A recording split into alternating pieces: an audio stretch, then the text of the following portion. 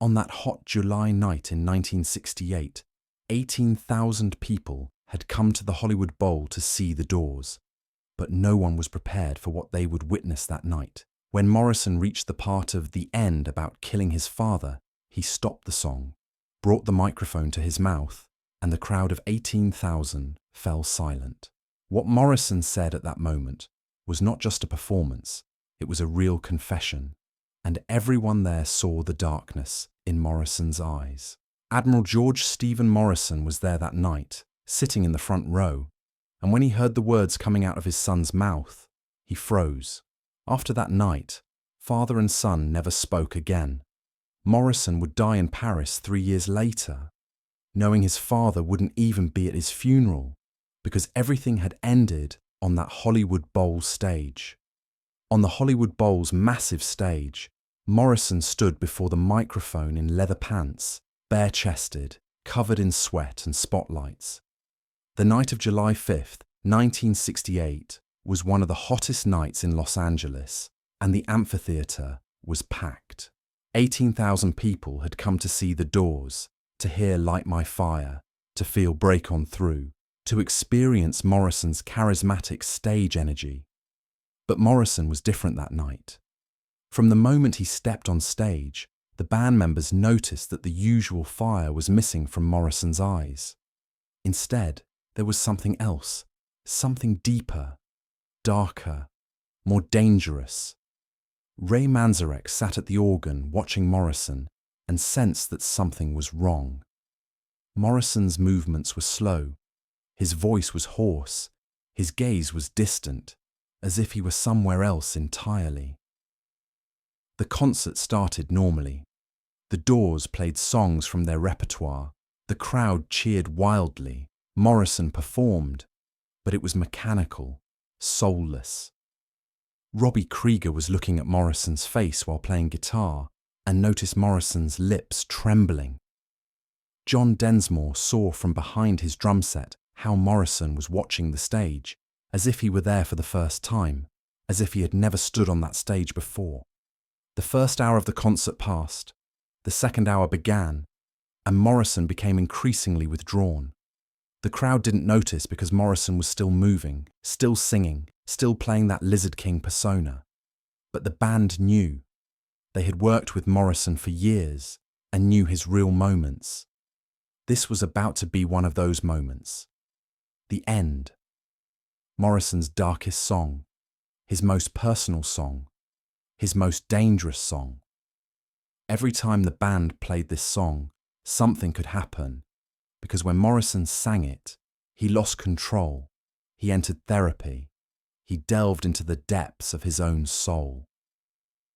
When they started playing the end that night at the Hollywood Bowl, Manzarek looked at Morrison, and what he saw in Morrison's eyes frightened him. Morrison was about to cry. The song hadn't even started yet, but Morrison's eyes were filled with tears, his jaw was trembling, his breathing was irregular. Manzarek pressed the organ keys, Densmore started the drum beat, Krieger played the guitar melody, and Morrison approached the microphone. When the first words came out, Morrison's voice was cracked, broken, full of pain. 18,000 people fell silent because this was not the Morrison they knew. This was the sound of a man's collapse. The song progressed. Morrison walked across the stage, turned, bent, trembled. Every word bled from Morrison. Every sentence tore at his soul. The crowd watched, mesmerized, because this was not just a performance. It was real pain, real anger, real desire for revenge. Then Morrison reached that part of the song, the part where he addressed his father, the part that translated Freud's Oedipus complex into rock music. Morrison held the microphone with both hands, closed his eyes, and began to sing those lines. With every word, Morrison's voice grew harsher, darker. 18,000 people held their breath, because what Morrison was saying weren't just lyrics. They were real threats, real desires, real confessions of hatred. Then Morrison stopped. Right in the middle of the song, at its most intense part, Morrison stopped singing. The band continued to play, but Morrison fell silent. Manzik looked at Morrison, trying to figure out what to do. Morrison pulled the microphone away from his lips, opened his eyes, and turned to the crowd. The spotlight illuminated Morrison's face, and everyone saw. Morrison was crying. Tears were streaming down Morrison's cheeks. His lips were trembling. He couldn't breathe. There were 18,000 people at the Hollywood Bowl, but at that moment, it was as if there was only Morrison, a man standing in the middle of the stage, crying, collapsing. Morrison brought the microphone to his mouth and whispered. His voice was so low that even those in the front rows could barely hear it. But the microphone picked up everything, and it blared from the amphitheatre's giant speakers. What Morrison said froze everyone.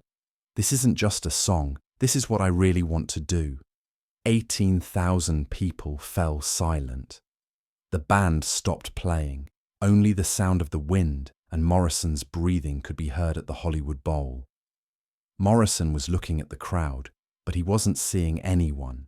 His eyes were fixed on a single point, on someone sitting in the front row. Morrison brought the microphone back to his mouth and asked, "Can my father hear me?" His voice was broken, childlike, vulnerable. Morrison was no longer a rock star, no longer the Lizard King, no longer even Jim Morrison. At that moment, the man standing in the middle of the stage was just a son seeking his father's approval, wanting his father's love, waiting for his father to understand. Admiral George Stephen Morrison was sitting in the front row. He wasn't wearing his uniform. He was in civilian clothes because he didn't want to come to his son's concert in military attire, but his posture, his gaze, everything about him was still that of an admiral. His wife, Clara, sat beside him, and they both watched their son. Admiral Morrison hadn't attended his son's concerts for years, because this music wasn't the kind he understood. This lifestyle wasn't the kind he approved of. This son wasn't the kind he wanted. But he had come that night, perhaps to give one last chance, perhaps to try to understand his son, perhaps because he owed it as a father. He sat at the Hollywood Bowl, watched his son take the stage, saw his leather pants, saw his bare chest, saw his drunken movements, and no one could know what he felt inside. When Morrison looked at his father on stage, Admiral Morrison froze. What he saw in his son's eyes shocked him, because it wasn't anger, it wasn't hatred, it was disappointment, it was pain, it was helplessness. Morrison was looking at his father and wanted his father to understand him, wanted his father to accept him, wanted his father to love him. But the expression on Admiral Morrison's face said it all. Shame. There was nothing but shame in his father's eyes. Shame at his son crying on stage. Shame at his son making this music. Shame at his son choosing this life. When Morrison saw that expression, something broke. The last hope shattered. The last bond snapped. Admiral Morrison stood up. Slowly, quietly, but with determination, he stood up. He took his wife's arm and told her they had to leave the hall. Clara Morrison was looking at her son. She saw her son crying in the middle of the stage. She felt her son wanted help, but she felt her husband pulling her arm. They both stood up and began to walk out. Morrison watched his father on stage. He saw his father turn his back. He saw his mother look back one last time. He saw them both walking towards the exit of the Hollywood Bowl. 18,000 people watched this scene, but no one intervened. No one said anything. Everyone just watched. When Morrison saw his father walk out the door, he dropped the microphone, walked to the edge of the stage, and sat down. Morrison spent the rest of the concert sitting there. The band played instrumentals. The crowd waited in shock. But that Hollywood Bowl night didn't just happen out of the blue. It was the moment when the 25-year tension between Jim Morrison and Admiral Morrison finally erupted. Morrison had been seeking his father's approval since childhood, but never found it. Admiral Morrison wanted his son to be a soldier, to be disciplined, to be like him. But young Jim Morrison was writing poetry, read in films, pursuing art. Admiral Morrison was disappointed when he heard his son was attending UCLA Film School, angry when he learned his son had formed a rock band, and embarrassed when he saw his son become famous with Light My Fire. When Morrison said in an interview that his father was dead, Admiral Morrison learned this from the newspaper and stopped talking to his son from that day on.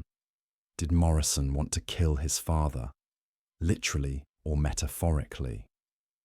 The song The End questions this, and the Hollywood Bowl night answered it. Morrison took the stage that night to send his father a message, but the message wasn't hatred, it was love. Twisted, broken, painful love. Morrison wanted his father to hear him, to understand him, to accept him. But Admiral Morrison didn't hear, didn't understand, didn't accept. As he left the hall, Admiral Morrison looked at his son one last time, and what Morrison saw in his father's eyes was everything: disappointment, shame, alienation. Morrison had searched his father's eyes for love, but found none. After that night, Morrison changed. The band members noticed. They saw something go out in Morrison's eyes. Morrison began drinking more, using more drugs, losing more control. The Miami scandal erupted in 1969. Morrison took the stage drunk and gave the performance that ended his career. Morrison's lawyer referred to the Hollywood Bowl night in court, saying Morrison's psychological state had deteriorated after that night. But no one listened.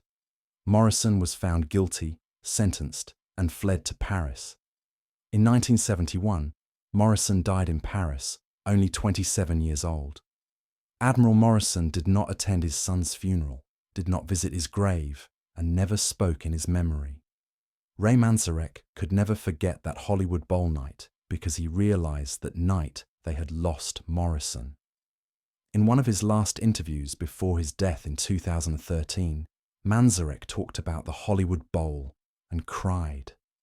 Manzarek explained how Morrison's relationship with his father destroyed him, how Morrison asked before every concert if his father was there, and how he broke down at the only concert his father attended. Manzarek said Morrison went on stage that night to see his father, but when Morrison saw his father, he didn't find what he was hoping for. What Manzarek said in that interview summed it all up. Jim wanted love from his father, but it was a kind of love his father couldn't give, unconditional, non-judgmental, accepting love. Robbie Krieger spoke with Morrison once after the Hollywood Bowl night. Morrison told Krieger that his father never loved him, never would, because Morrison wasn't the son his father wanted. Krieger suggested that maybe his father loved him in a different way, but Morrison shook his head. Morrison said his father's love was conditional, that it only came when Morrison did the things his father approved of. But Morrison didn't do the things his father approved of. He couldn't, because those things weren't Morrison. Morrison had to choose between pleasing his father and being himself, and he chose to be himself. But the price of that choice was losing his father. John Densmore described how Morrison changed after the Hollywood Bowl. Densmore said Morrison became darker, angrier, more self-destructive. Morrison would look in the mirror before concerts and repeat his father's name, as if it were a spell, as if he were summoning his father. Densmore said Morrison couldn't reconcile with his father, and therefore couldn't reconcile with himself. The night of the Hollywood Bowl showed Morrison that his father would never understand him, and Morrison couldn't accept that truth. Morrison destroyed himself while seeking his father's approval. Admiral George Stephen Morrison never spoke after his son's death. Journalists called, asked for interviews, waited for comments, but Admiral Morrison remained silent. Admiral Morrison was a soldier, disciplined. He didn't show his feelings. But no one knew how his son's death affected Admiral Morrison. Admiral Morrison's wife, Clara, later told a family friend that her husband had changed after their son's death, that he had become quieter, more withdrawn, unable to sleep at night. Clara said Admiral Morrison listened to his son's recordings, played the song The End over and over, but never said anything. Did Admiral Morrison visit his son's grave? No. Did he listen to his son's music? According to Clara, yes. Did he forgive his son? No one knows. The Hollywood Bowl night was Admiral Morrison's last chance. He went there that night to understand his son, to accept his son, to show his son that he loved him. But Admiral Morrison couldn't use that night. He was embarrassed when he saw his son crying on stage. He ran away when he heard his son asking for help. When Admiral Morrison left the hall, he abandoned his son, and that decision became irreversible. When Morrison died in Paris, Admiral Morrison would never be able to touch his son again, talk to his son, or tell his son he was sorry. The Hollywood Bowl night was also the end for Admiral Morrison, but Admiral Morrison didn't realize it. By the time he did, it was too late.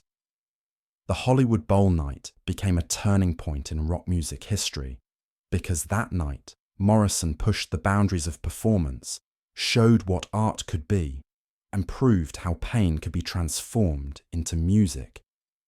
But it was also a tragedy. The night the rift between a father and son was complete. The night Morrison's last hope died. After that night, Morrison's career lasted 3 more years. But everyone knew something had died on that Hollywood Bowl stage. Morrison fought for his father's love and lost.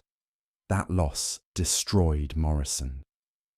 If you go to the Hollywood Bowl today, you can see that stage, the same amphitheatre, but you can't feel the night of July 1968, except for those who lived through it. The 18,000 people who were there that night recounted that moment for years. How Morrison cried, how his father walked out, how the silence became overwhelming. Some said Morrison was performing, but those who were there knew Morrison wasn't performing that night. Morrison was himself that night, naked, vulnerable, broken. Perhaps every artist battles with their father. Perhaps every son seeks his father's approval. But Morrison lost that battle, and the price was his life. The Hollywood Bowl night taught Morrison something.